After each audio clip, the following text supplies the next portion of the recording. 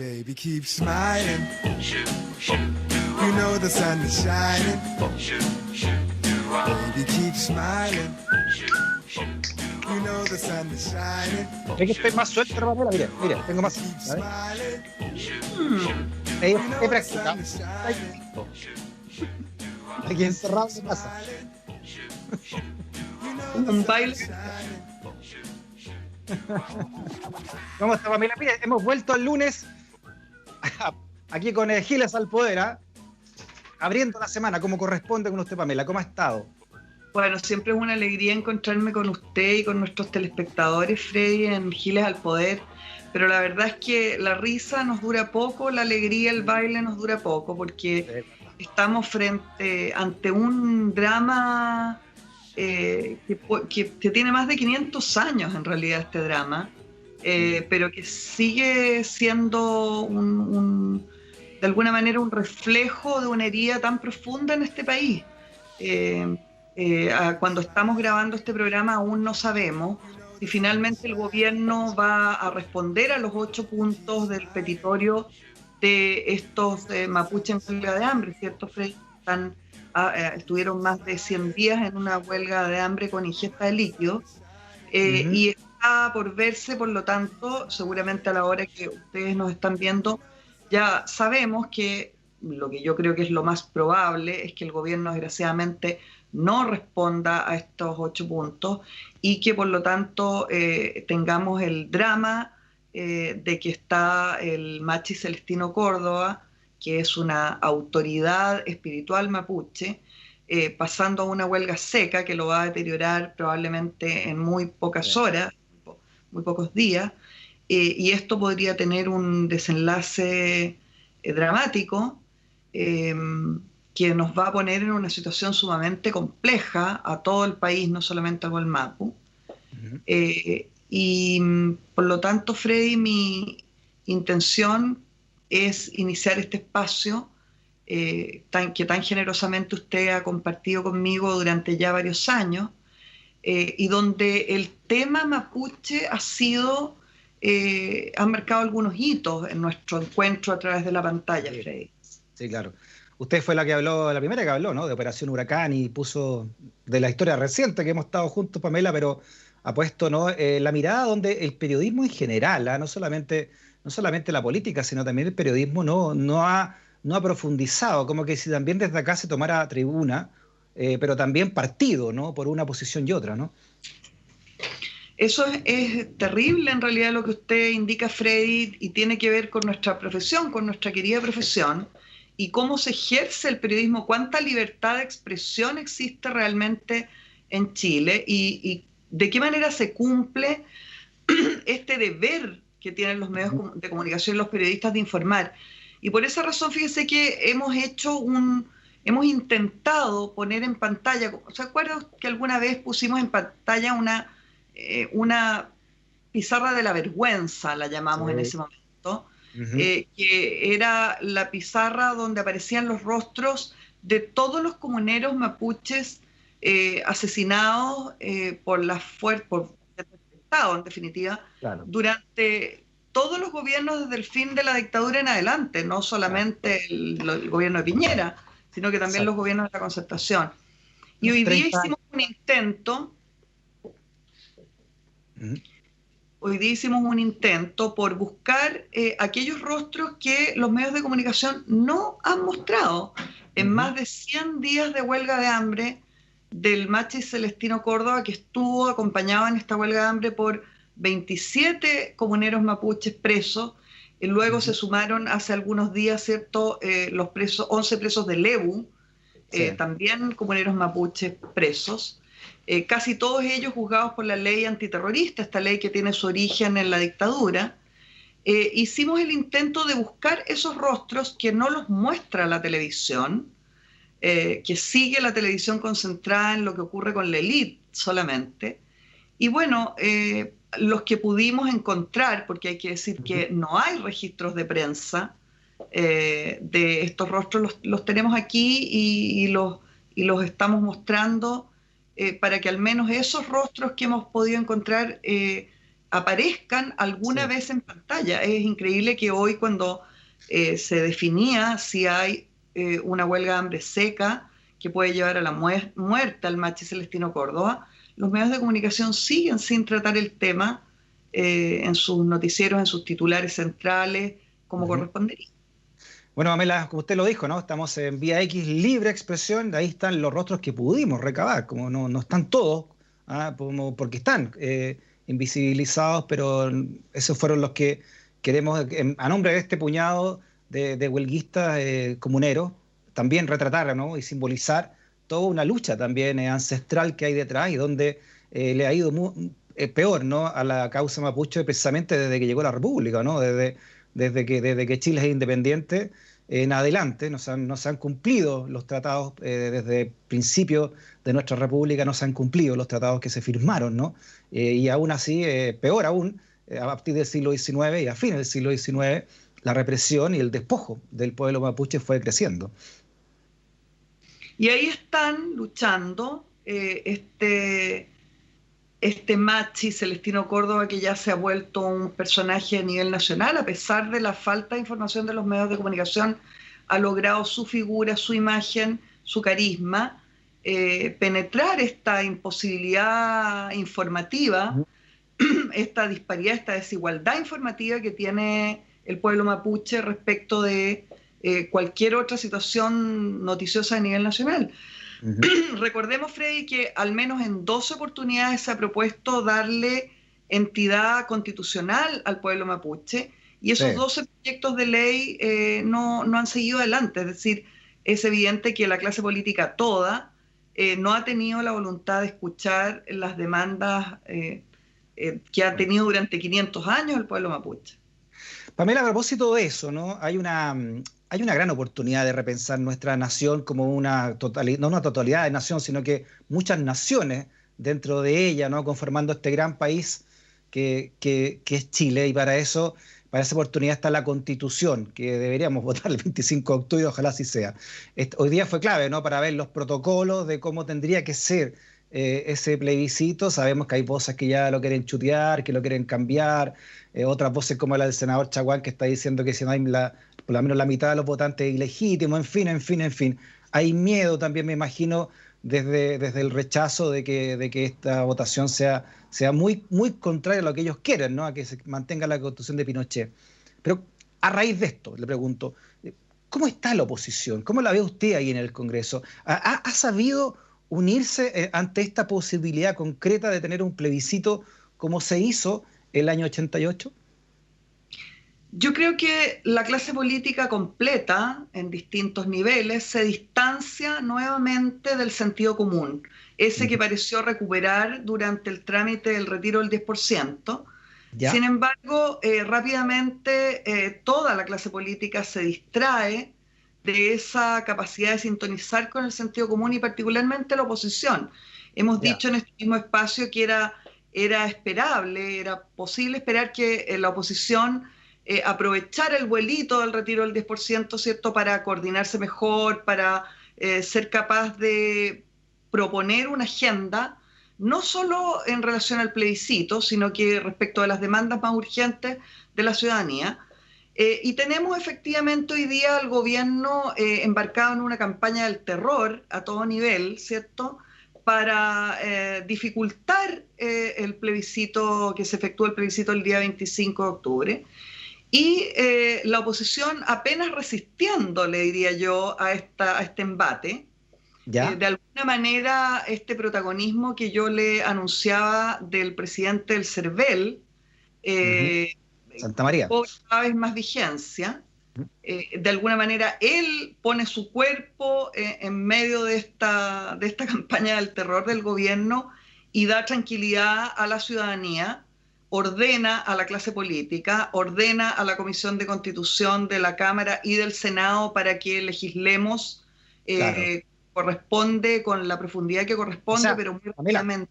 Ha sido el CERVEL entonces el que ha empujado y ha dicho, ojo, queda poco tiempo, el próximo miércoles 26 de agosto tienen que estar comenzando las franjas electorales, y no pasa nada, ¿no? Como que el mismo CERVEL se está dando cuenta de que hay como un letargo, ¿no? Del Parlamento y de la política en general respecto de un granito, como va a ser este plebiscito. Sí, pero esta semana a nivel del Senado y de la Cámara ha avanzado bastante la ¿Ya? legislación coadyuvante a que se realice el plebiscito. Y yo le digo, Freddy, con toda claridad, que hoy día está garantizado legislativamente y por el CERVEL ¿Ya? un plebiscito seguro para el día 25 de octubre. Es decir, todos estos argumentos que inventan cotidianamente desde el gabinete del rechazo no tienen ningún sentido, ninguna viabilidad. Sin embargo, la oposición, que a mi juicio debería estar mucho más clara en una perspectiva cierto unitaria respecto del plebiscito y lo que sigue, esto que hemos llamado las 7 elecciones que se vienen en curso, casi como una seguidilla, un Claro. collar de elecciones que tenemos por delante. Y cada Eh, elección con subelecciones, además, ¿no? Con y con papeletas, con cosas. primarias, y con papeletas, y con complejidades. Bueno, Claro. esa oposición que tiene esta tarea por delante, la primera de las cuales es que se realice efectivamente el plebiscito el día 25 de abril, no logra la coordinación, yo creo que esperaríamos en esta fecha. Mire, ¿y cómo están los liderazgos al interior? ¿Qué tipo de liderazgos, Pamela, se podrían ir identificando en esta posición fragmentada, cree usted? Bueno, Freddy, lo primero es decirle que esos liderazgos por los que usted me pregunta, de alguna manera intentan visibilizarse a partir de 5 comandos que tiene la oposición. Uno Sí. diría, bueno, pues si el objetivo es uno, que es el Mm, plebiscito y es que la prueba gane por más de un 70%, cosa que yo desde acá le garantizo que la ciudadanía logrará, porque hay ujú, que recordar una vez más que este plebiscito no le pertenece a la clase política, ujú, ni se llegó a él en virtud de ninguna cocina o acuerdo espurio. Este plebiscito es producto de la ciudadanía movilizada pacíficamente en las calles desde el 18 de octubre en adelante. Entonces, este plebiscito, el objetivo de la oposición debería ser, ¿cierto?, que se gane por más de un 70%, que la apruebo triunfe por más de un ajá, 70%, ojalá idealmente por claro. un 80%. Sin embargo, fíjense que tenemos aquí, yo los anoté, Freddy, porque además de que son, Tiene un torpedo ahí. claro, aparte de que son comandos distintos, que uno dice, pero ¿por qué comandos distintos si tienen el mismo ¿Ya? objetivo? ¿Ya? Además tienen nombres feos, pésimos nombres. Uno se llama Que Chile Decida. ¿Ah? ¿Ya? La vocera principal de este Que Chile Decida es Bea Sánchez. Bea Ujú, Sánchez yéndose a pique, bajando en las encuestas, ya reducida a un 2 o un 1% en algunas de ellas. En este comando Que Chile Decida se le intenta dar mayor visibilidad. Veremos si ¿ya? resulta esa operación Ujú, o esta baja no, es sin retorno. Tenemos también otro comando de la oposición que se llama Apruebo Chile Digno, donde está el PC, el PRO, el Frente Regionalista Verde Social. ¿Ya? Eh, Aquí no aparece una vocería tan clara, ¿cierto? Yo me imagino que tendría que tener alguna presencia importante aquí Daniel Jadwe, ¿Qué pasa con pero con esa candidatura presidencial? ¿Lo toman en cuenta Daniel Jadwe a propósito, no? ¿Qué cree bueno, usted? una de las maneras de responder esa pregunta es qué protagonismo va a tener en esta franja de la prueba Chile Digno, que comienza ya en unos días más. Si Ujú, vemos que Daniel Jadwe no aparece por ninguna parte en la franja que la hace un cineasta importante, que es Hernán Cafiero, por lo tanto podríamos esperar desde el punto de vista de la imagen, del trabajo creativo, algo interesante en esta franja de apruebo Chile Digno, pero veremos, por ejemplo, cuáles son los liderazgos, yendo a la pregunta inicial que me hacía, que aparecen en cada una de estas franjas televisivas. Yo claro. hasta aquí quiero decirle que no tengo mucha esperanza de que tenga, o sea, yo lo voy a decir más claramente, yo creo que nos vamos a enfrentar a unas franjas televisivas laterísimas, fomísimas y muy ochenteras. Ojalá me equivoque. Hay otro comando que se llama Yo Apruebo, cuya ¿Ya? principal vocera es Carmen Frey, que reúne a la DC y a Ciudadanos, y otro más que se llama Chile Aprueba. ¿Usted puede retener los nombres? ¿Se acuerda de algunos? Bueno, se aprueba que reúne al PPD, al PR y al PS, lo que se ha llamado convergencia progresista, ¿cierto? Esta alianza. O sea, la concertación sería esa. Claro, sin la DC, ¿cierto? Sin la S, claro. Y sin el Partido Comunista, que también era de la nueva mayoría La mayoría, claro. tiempo.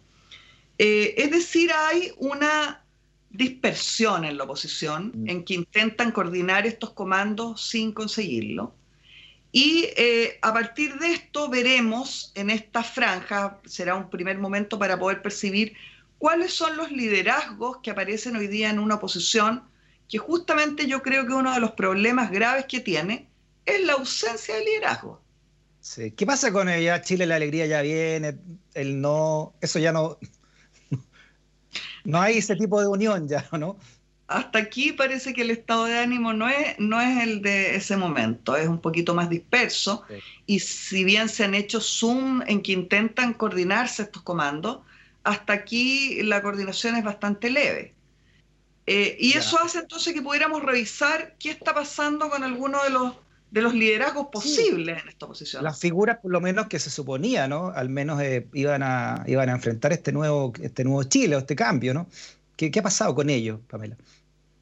A ver, veamos quiénes eran esas promesas, ¿cierto? Esas promesas de liderazgo.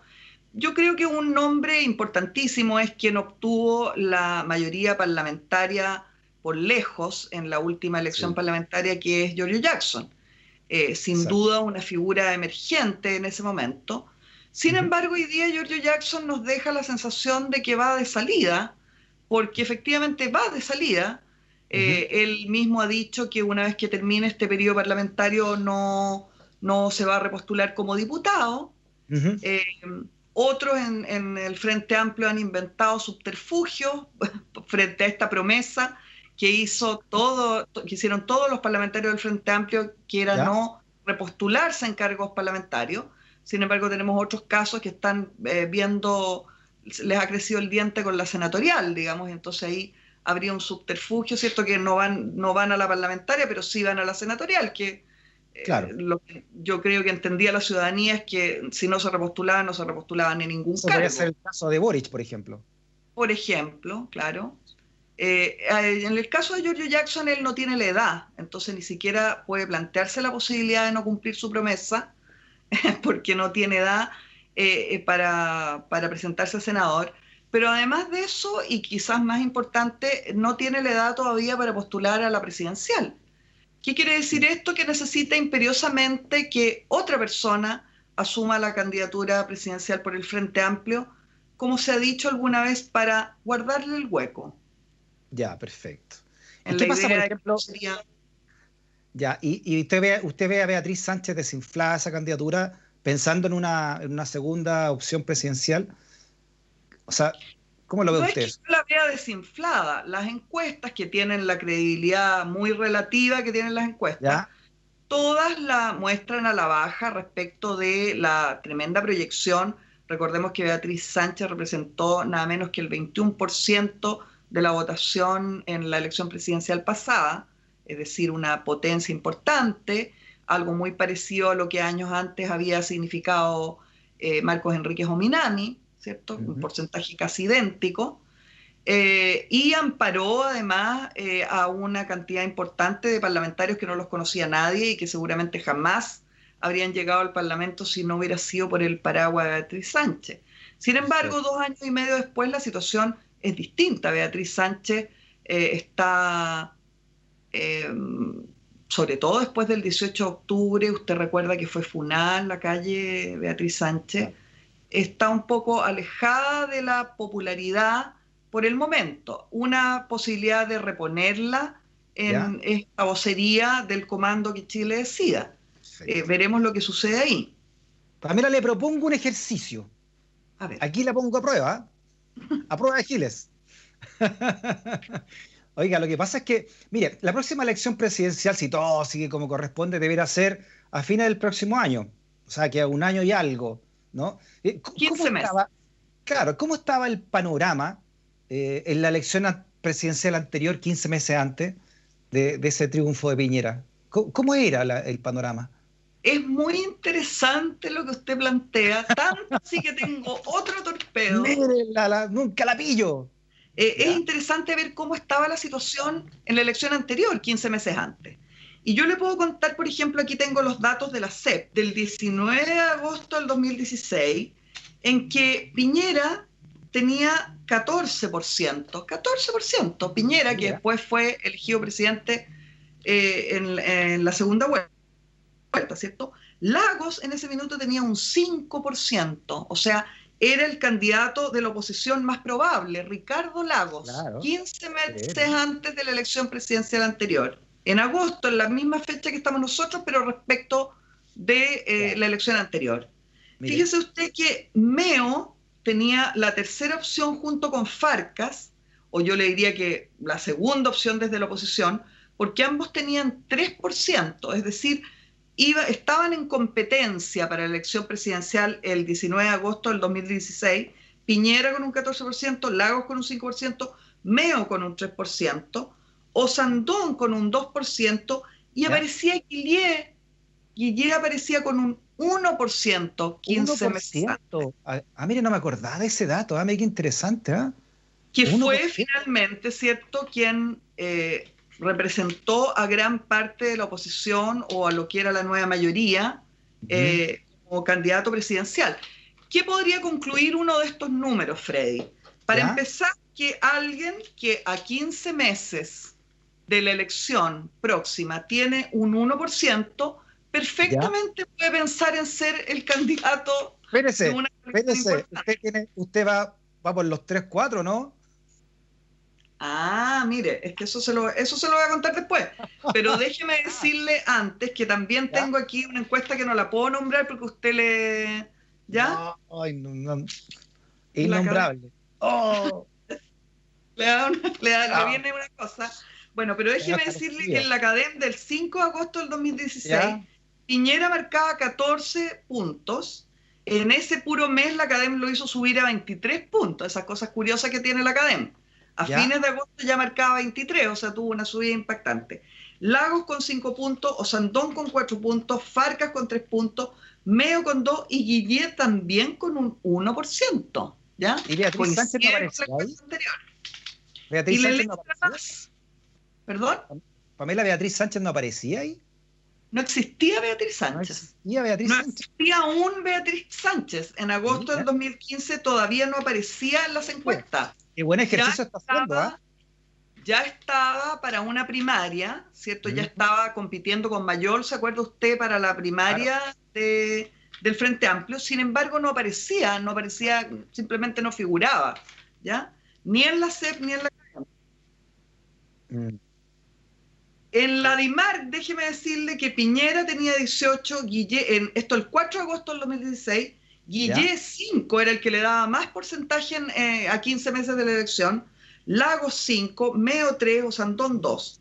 Es decir, no solo no existía Beatriz Sánchez, no existía Kast, no existía Felipe Kast tampoco, no existía Carolina Goich, que fue candidata presidencial también. Pamela, esto que usted está haciendo es un ejercicio muy interesante porque lo que refleja en el fondo es que la política es tan movediza que todavía puede pasar mucho, pero mucho en este año y medio. Yo quiero saber qué pasa con usted. Quiero también, ¿cuál sería la primaria hoy que usted de una oposición, ¿no? ¿Qué serían hoy Marcelo Díaz y Fernando Amplio, Fuerza Común? Todo eso, Mario Desbordes también, ¿qué le parece? El rol que está teniendo presidencial de la derecha. No te vayas de la sintonía, volvemos con Giles al poder. Pamela Giles. Una pausa. Acá lo tengo.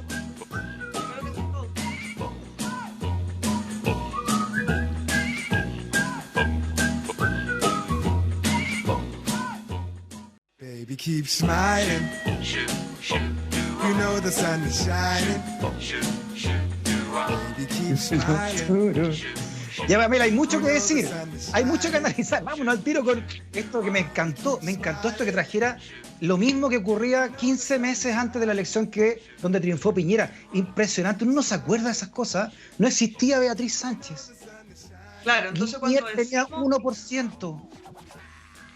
y no, teníamos, por ejemplo, o sea, Guillé, que fue finalmente quien enfrentó y perdió con Piñera, pero que llegó a una votación, no tenía 1 punto, 2 puntos en ese momento. Entonces, a la luz de eso, a mí me gustaría que analizáramos la situación de hoy, porque usted partía este programa preguntándome por los liderazgos.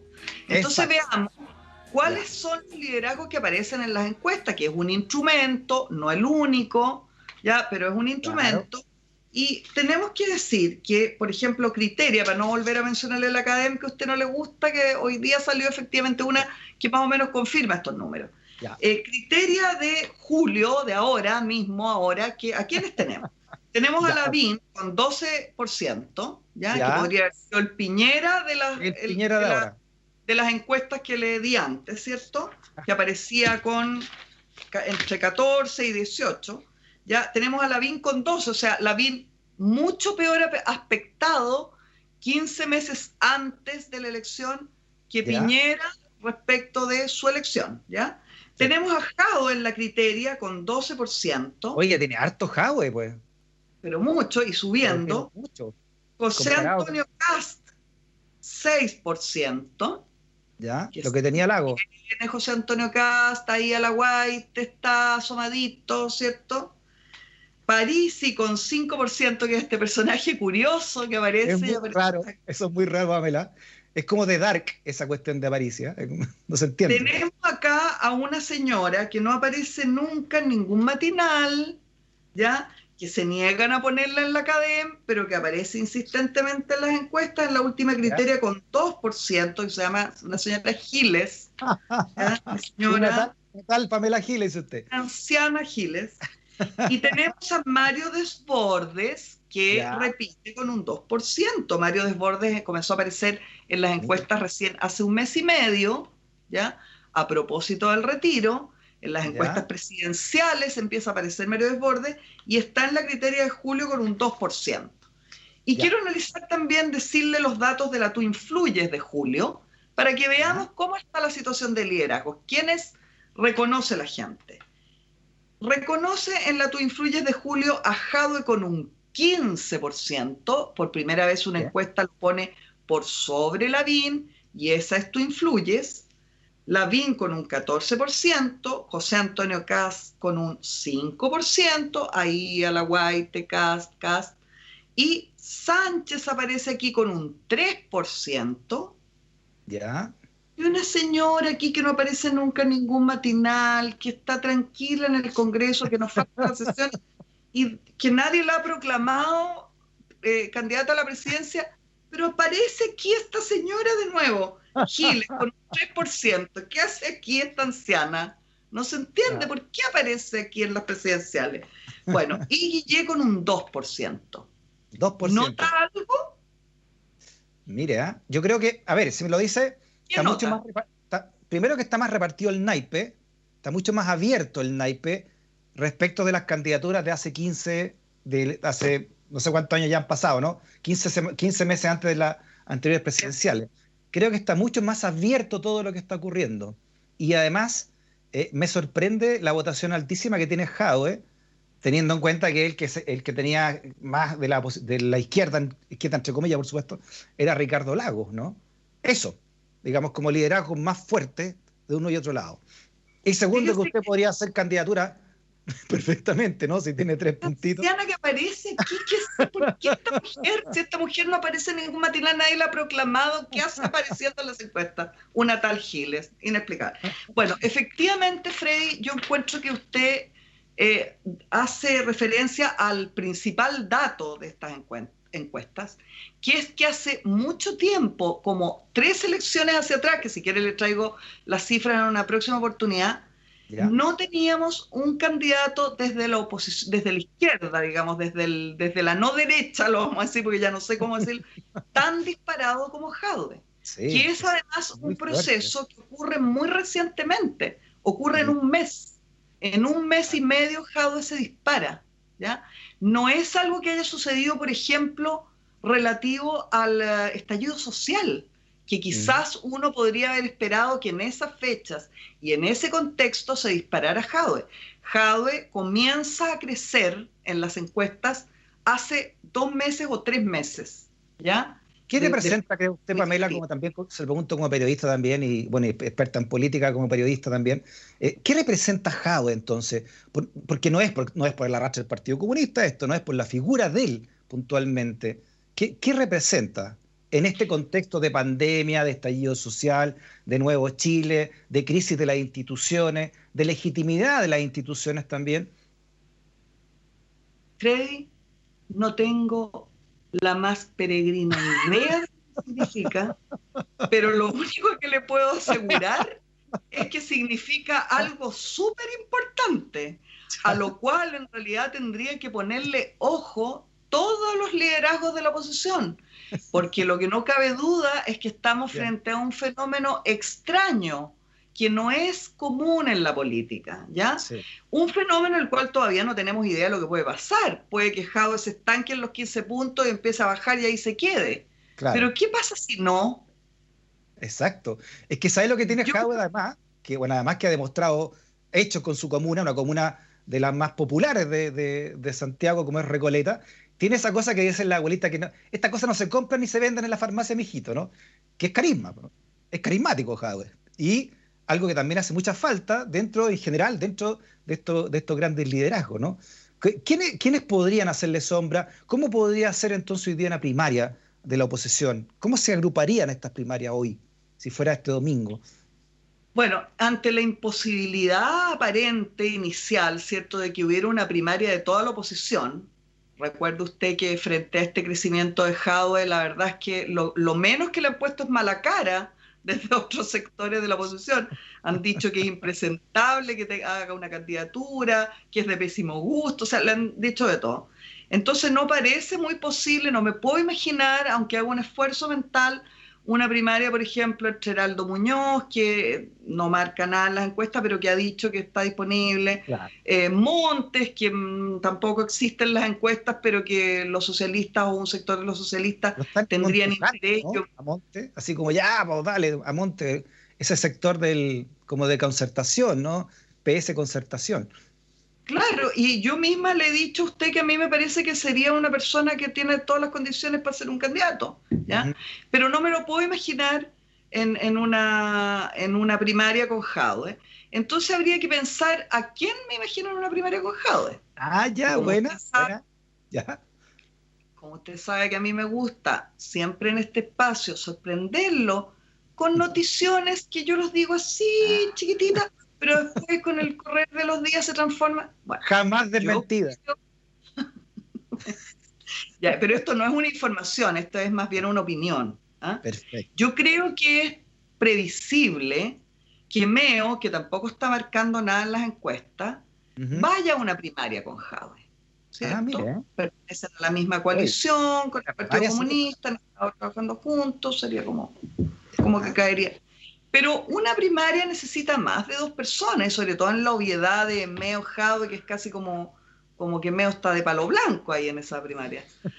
Yo creo que una figura que usted entrevistó la semana pasada, que yo hace un año atrás le dije que había que ponerle ojo, podría ser eventualmente un participante en esa primaria presidencial. Ya sé a quién se refiere. A ver, a Jaime Mulet, el diputado del Partido Regionalista Verde. ¿Sí, Yo creo que si intentamos prefigurar 15 meses antes cómo podría ser una primaria de ese sector, con quién Jadwe podría hacer una primaria, me parece a mí que Jaime Mulet, Meo, estarían posiblemente participando en esa primaria, que le digo al tiro que es una primaria que tiene un defecto grave. ¿Cuál? Que es completamente patriarcal y masculinizada. Tiene toda la razón. Ahí faltaría usted, pues, entonces, en ese toque femenino. La que aparece, que no es matinal, que no, yo creo, se lo bien en serio, que ahí llora candidatura femenina en una primaria posible. ¿Y quién podría ser ahí? Bueno, una de las pocas figuras, o sea, dentro de las encuestas, las únicas figuras femeninas que hoy día circulan. Usted, perdón, déjeme interrumpirla, pero usted está entre las 5 mujeres con mayor conocimiento según esta encuesta. Esta encuesta es innombrable. No. ¿Ah? Esa que usted Esta no nombra. encuesta que yo nunca voy a nombrar públicamente. Así que está bien eso, ¿eh? Freddy, mire, pensemos en quiénes son las mujeres que hoy día están en carrera en la oposición. Y Ya. la verdad es que el elenco es chiquitito. Uh-huh. Isquia Siches, que tuvo un pequeño repunte, que la pusimos en carrera, pero ella dijo, no quiero, no Nunca me que se gusta, definió. esto es lo que me pasa, no sé, y por lo tanto empezó a bajar, ¿ya? Ya. Porque no hay decisión, no hay punto, bueno, pero ahí hay una figura que sin duda es una figura femenina interesante, importante, que podría ser una candidata de la oposición perfectamente en cualquiera de sus sectores. La ¿Ya? otra figura femenina que existe en la oposición es Beatriz Sánchez, pero que tiene este problema que está marcando 2 y 3%. ¿Ya? Entonces tendría que crecer urgentemente en el próximo tiempo. Y la otra figura es la viejita que no va a ningún matinal. Bachelet, que formaba parte de estas figuras femeninas de la oposición que aparecen en las encuestas con posibilidades, desapareció. Y ese es otro fenómeno interesante del último tiempo. Oiga, y de la DC, nadie prende, ¿eh? De la DC, por ejemplo, Carmen Frey, la misma Goich, Jimena Rincón, Yasna Proboste. ¿Qué pasa con...? Uno piensa en qué candidato podría levantar la democracia cristiana en el supuesto de que vaya separada del resto de la ex nueva mayoría, que es lo más probable hasta aquí. El único nombre que aparece, pero así buscando muy rebuscadamente, es el de Andrés Velasco, que no es militante demócrata cristiano. Yo me imagino que la vocería de Carmen Frey será una vocería. No creo que la tengan pensada como candidata presidencial, pero tampoco es descartable. Ahora, si yo tuviera que recomendarle a la democracia cristiana, y no es primera vez que lo hago, me fijaría más en la Yasna Proboste, que me parece que para cualquier coalición sería una estupenda candidata. Jimena, que tiene muchas ganas, ¿ya? Independientemente de sus cualidades o no, ella ha manifestado mucho interés en poder ir. Parece que Pedro Cayuqueo está tratando de levantar a Huanchumilla, por lo que he visto, sin mucho éxito hasta ahora. Pero donde está el vacío más absoluto y donde yo creo que hay una incógnita importante es en los partidos de la ex nueva mayoría, el Partido Radical, el PPD y el Partido Socialista, a los cuales se les está acercando, pero como lapa, lo que queda de Frente Amplio, con estos aditamentos que se sumaron en estos días, estos aditamentos de Marcelo Díaz, lleno de entusiasmo, un joven del Frente Amplio, y de Atria, otro jovenzuelo, otro mozuelo lleno de vigor que se suma al Frente Amplio, con el problema de que el Frente Amplio no tiene, parece, un acuerdo aún respecto de cuál va a ser su política de alianza, porque está por un lado Giorgio Jackson y Vlado Mirosevic, los dos que van de salida, que le estamos ya dando plata para la despedida.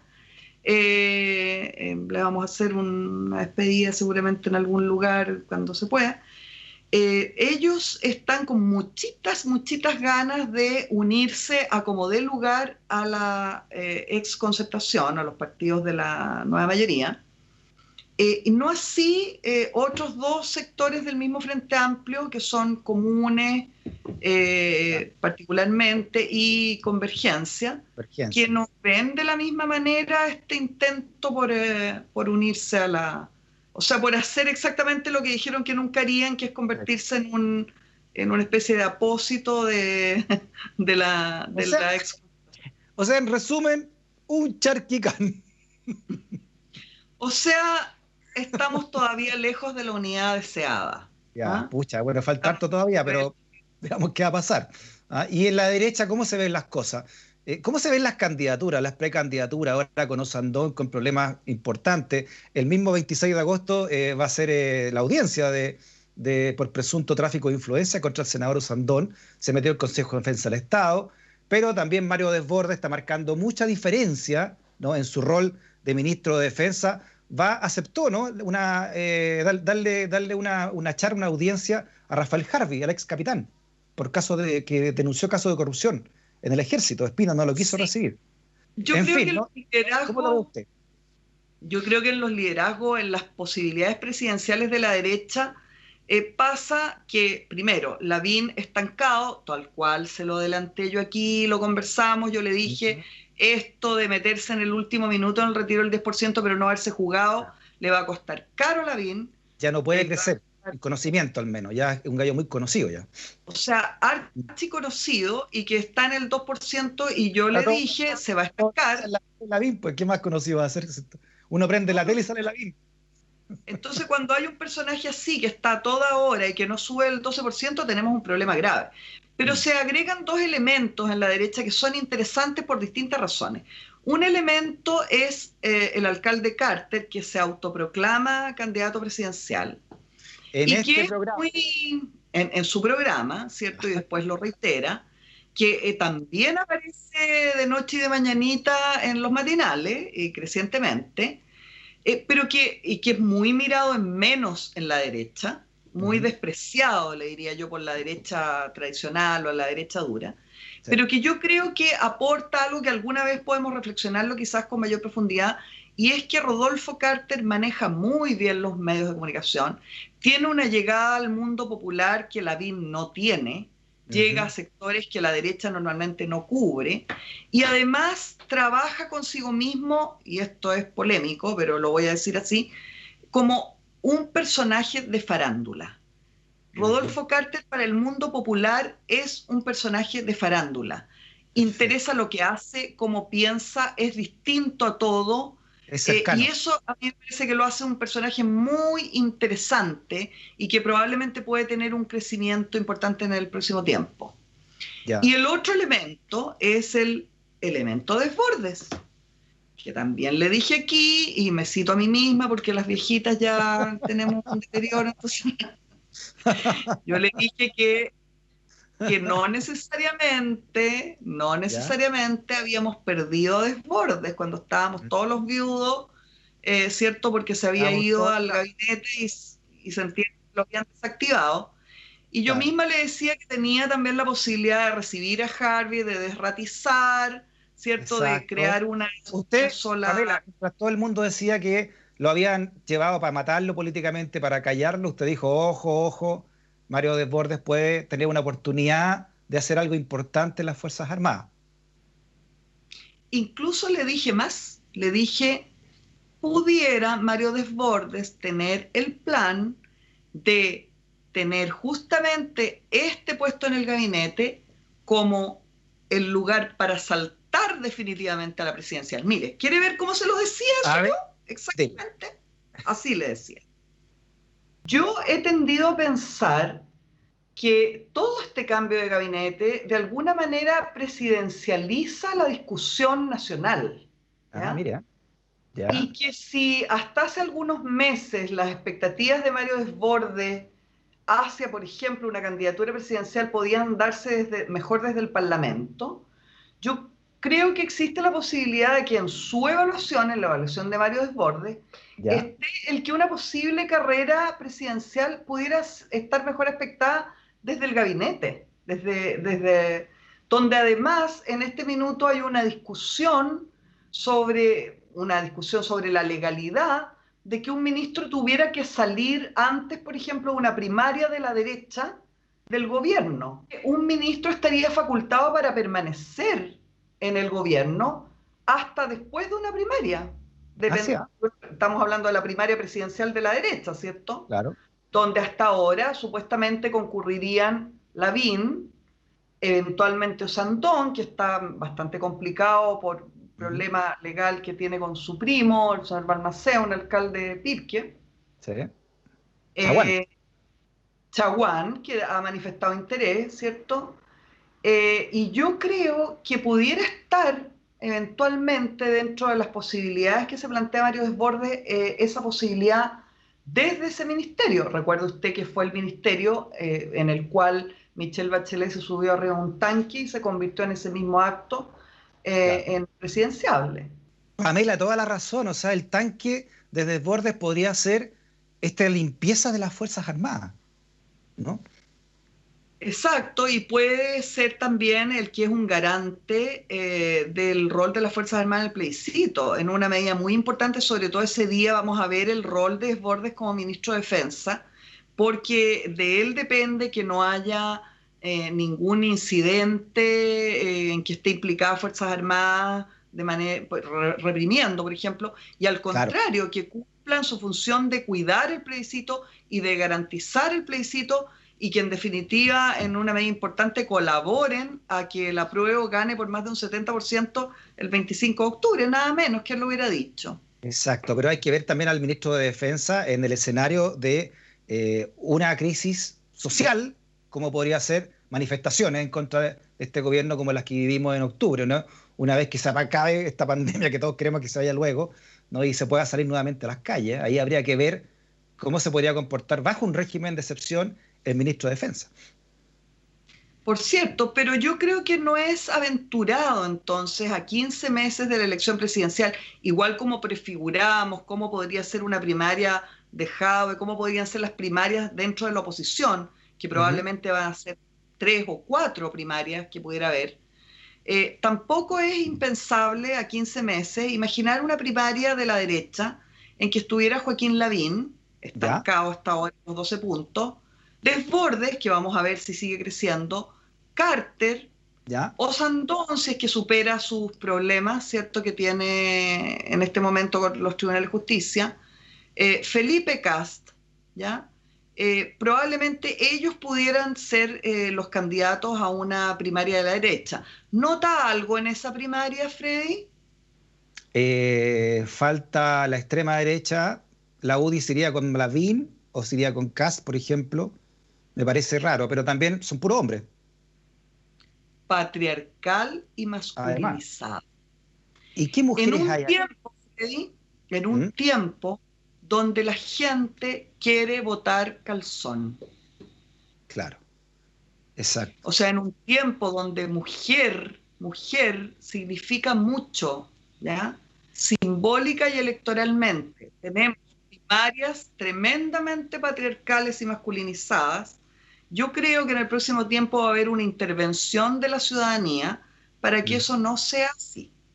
¿Y qué mujeres podrían salir desde la derecha en estos momentos? Pamela, si estuviera ahí en sus manos una asesoría para ir cerrando, ¿qué cree usted ahí? Hay muy pocas mujeres que marquen desde la derecha. Evelyn Matei, yo le diría que es uno de los pocos casos que se mantienen en las encuestas con un 2%. No sé si porque a los encuestadores les gusta la figura de Evelyn Matei o porque es efectivo. Pero ¿qué le parece si eso lo dejamos para un próximo capítulo? Me parece muy bien. ¿Cuánto sabe de televisión? Usted debería haber trabajado en la televisión también, Pamela. Muy bien. Ha sido una charla, una clase magistral también para entender. Me encantó esto de hacer un análisis a 15 meses, comparar los 15 meses de antes y después, y realmente es increíble lo que uno se olvida. Muy sorprendente, Pamela Giles. Así que gracias, muchas gracias por su trabajo profesionalísimo en la primera línea del poder. Chao, bueno, Pamela. Yo me tengo que quedar, así que los quiero, los amo. Muy bien, chao. Chao también a ti de la sintonía, gracias por todo este apañe, ¿no? En esta sección con Pamela Giles todos los lunes con Giles al Poder. Stock disponible vía X. Hasta la próxima, chao. Chao.